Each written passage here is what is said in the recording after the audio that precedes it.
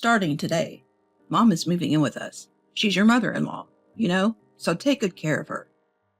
Without any discussion or notice, my husband Huey brought home his mother, Isadora, announcing that she'd be living with us.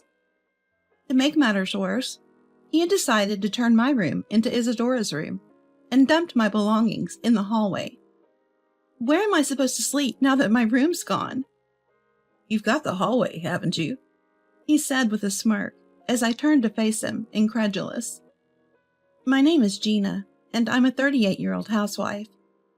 5 years ago, I lost both my parents in a sudden car accident. Having no siblings or relatives, I found myself utterly alone. Craving the connection that comes with family, I was desperate to get married. That's when I met Huey, my current husband. His unwavering commitment, self-assuredness, and above all, his kindness drew me in. We dated, got married 3 months ago, and have been living together since. I used to work as a nurse, but overworked myself to the point of falling seriously ill. The diagnosis? Burnout from excessive work. When I told Huey, he said, I've been worried you're pushing yourself too hard. Your health is what matters most. Let me handle work. Why don't you wait for me at home? His concern for my well-being touched my heart. Though hesitant to leave my nursing career, I knew I could return any time thanks to my credentials. So I quit my job and decided to be a full-time housewife. But that's when things began to change between Huey and me. He started to restrict what I could do, saying it was for my own good. But it escalated. Before I knew it, he began to control every aspect of my life. Feeling obligated because he was supporting me financially, I adopted the mindset that I must obey him. Life went on like this for about 6 months, until one day, I returned home from grocery shopping to find Isadora there. I greeted her, thinking she had come for a visit. Heading to my room to put away the groceries, I found all my belongings dumped in the hallway. Confused, I stood there until Huey came to explain. My in-laws divorced when my husband was little, and he was raised by Isadora, his mom. He hadn't seen his father in years and was very attached to Isadora. For quite some time, he'd been planning to have her move in with us, unbeknownst to me. I was stunned to hear that these plans had already been in motion. Just then, my husband dropped another bombshell. Mom has been doing everything by herself for years. She's getting up there in age, and I want to make her life easier. So, starting tomorrow, make food for 3 people, okay? Take care of all the household chores, and don't bother Mom with them. Got it? Before I could fully understand what he was saying, he added unapologetically that since there's no room for Isadora in this house, she'll be using my room, and my belongings were tossed into the hallway because they were in the way. When I asked where I would sleep, both my husband and Isadora just laughed.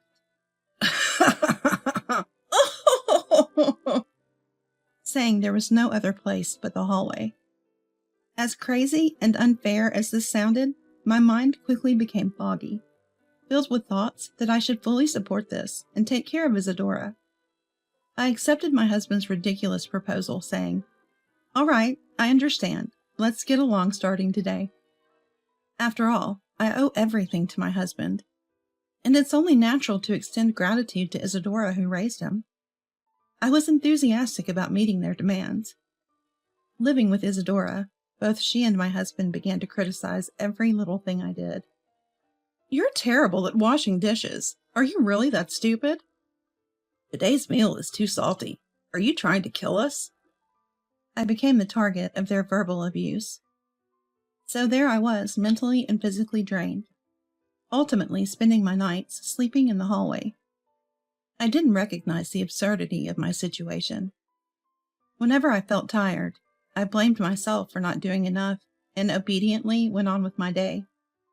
Then one winter day, Isadora ordered me to clean every corner of the house and prepare a dinner worthy of a luxury hotel for someone special she was bringing home.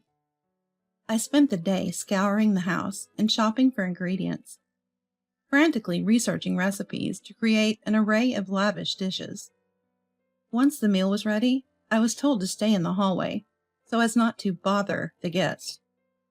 I complied without question, making sure to stay out of sight. From the laughter that occasionally leaked from the living room, I gathered that Isadora's guest was her current boyfriend. As the night wore on, I heard that the guest would be staying overnight. Isabella told me to wait in the kitchen, adding, "Gina, if Louis finds out you sleep in the hallway, he'll be shocked. It's not a good look. Could you just sleep in the kitchen tonight, okay?" I was used to listening to my husband, so I went to check with him. He seemed to be in a bad mood from work and yelled, "Don't come in here for every little thing. I don't want to see your face," before hitting me. Being hit was nothing new, so I left quickly to avoid making him angrier. Since I couldn't confirm where to sleep with my husband, I decided to sleep in the hallway as usual. Early in the morning, I was awakened by a surprised male voice and looked up to see a man staring down at me. I didn't see his face yesterday, but it's probably Louis, Isadora's boyfriend. "What are you doing here? Do you sleep in this house?" Caught off guard, I told him the truth. I'm Huey's wife and usually sleep in the hallway. Seeing my nonchalant attitude towards the situation, Louis paused, then asked for my contact information. When I told him I didn't have a cell phone because my husband manages it, he suggested meeting at a nearby cafe when the sun comes up. He asked me to come secretly, without telling my husband or Isadora. His serious gaze convinced me to agree. Later, Louis went home, seen off by Isadora and my husband. As the sun rose, I told my family I was going grocery shopping and headed to the cafe where Louis was already waiting. We went inside. While waiting for our drinks, Louis said, "Actually, I've invited another person today." Shortly after, a woman he knows arrives. "Nice to meet you. I'm Eileen. I've known Louis for a long time." Eileen was an excellent listener, and we had a lively chat. It had been a while since I talked to someone other than my husband and Isadora. I realized I had almost forgotten how to communicate, and I had a great time. On the way home, Eileen, sensing something was off, kindly asked me about my life. I told her the truth, and she invited me for tea again the next day. I agreed. For several days, our morning tea and casual chats continued. As I spoke to Eileen in the cafe, I started to feel something was wrong with my current life. I became emotional during our talks. It was then that I finally realized my current environment was unjust. Eileen softly smiled, gently wiping away my tears with a handkerchief. It turns out Eileen is a mental health professional. Louis had noticed something was off and asked her to come to listen. Eileen explained that if she had immediately pointed out that my husband and Isadora were the issue, I might have closed off. So she took the time to support me, helping me slowly realize what was going on. "At first, I listened to you because it was a job required, but now it's different. I want to help Gina as a friend. If Gina wants our help, we're here, always ready to lend a hand." Hearing these warm words, I can't stop the tears from flowing. Eileen gently rubs my back as I continue to cry uncontrollably. When I finally stop crying, it's time to part ways with Eileen and head home. As we say goodbye, she assures me, "We're always on your side." On the way home, my clouded thoughts finally clear, filling me with a newfound sense of relief. That night, when my husband starts complaining about my cooking again, for the first time, I retort, "If it's too bland for you, add your own seasoning." My husband is momentarily surprised, but quickly turns red with rage. "How dare you speak to me like that?" he shouts.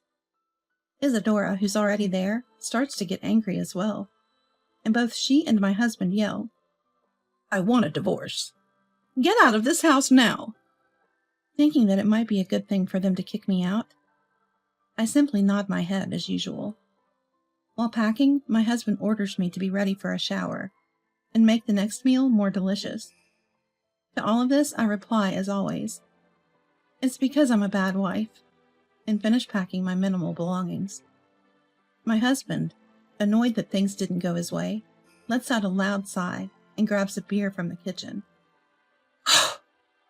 Ignoring him, I take my bags to the front door. Isadora follows me, letting out an obvious sigh. If you're really sorry, I might forgive you. Now go do the dishes. No, I'm leaving because my husband told me to. Upon hearing this, Isadora goes to call my beer-drinking husband.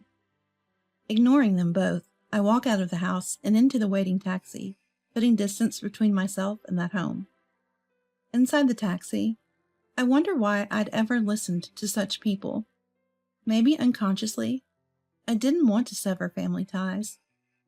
Realizing that I had been enduring my husband and Isadora's unreasonable demands and verbal abuse for this reason makes me firmly decide once again that I will divorce for my own freedom. Given the toxicity I had endured through the divorce, I had already begun preparations to claim financial compensation. Along with the divorce papers, I sent an invoice. Ever since I left the house, my phone was bombarded with calls and texts from my husband and Isadora, all of which I ignored. Unreachable and furious after reviewing the divorce papers and bills, my husband decided to take legal action against me. I got a notice from the court saying that he had filed a lawsuit against me. I was shaken for a moment, but then thought, well, it figures with those people, and began preparing my case. Thanks to Eileen's advice, I had a strong case. I presented as evidence the recordings I had made of my husband's abusive language before leaving the house, as well as photos of injuries he had inflicted on me, and medical reports that backed them up.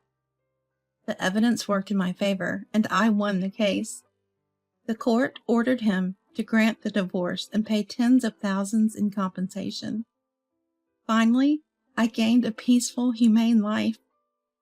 Afterward, Eileen told me that I was oblivious to it, because I was so emotionally dependent on my ex-husband, but the yelling from him and Isadora was heard by the neighbors. There were already rumors that I was perhaps being abused, or at least mistreated. My departure confirmed their suspicions, and the rumors spread like wildfire. I heard they're now seen as the family that tormented their wife. Isadora and Louis broke up right after. It seems they stayed together while I was there because they feared it might hurt me if they separated. Isadora was apparently devastated, clinging to Louis's feet and crying, but he firmly told her, I can't be with someone who doesn't value their son's wife and family. I can't imagine a future with someone who can't feel gratitude for the people close. Since I left the house, my husband was forced to take care of household chores, something he was never good at. He and Isadora seemed to be constantly arguing about dividing up the tasks. He used to relieve his work stress by taking it out on me, but with me gone, he turned to alcohol for relief.